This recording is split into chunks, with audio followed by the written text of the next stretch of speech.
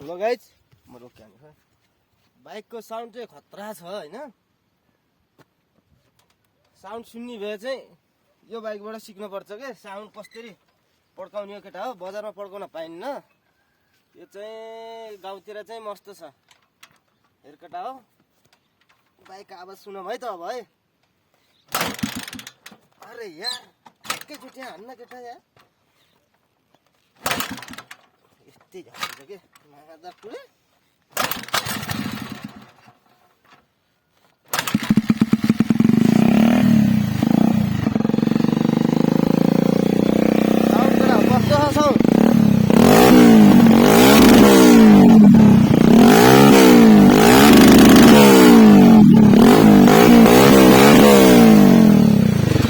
बबाल छ नि केटा साउन्ड।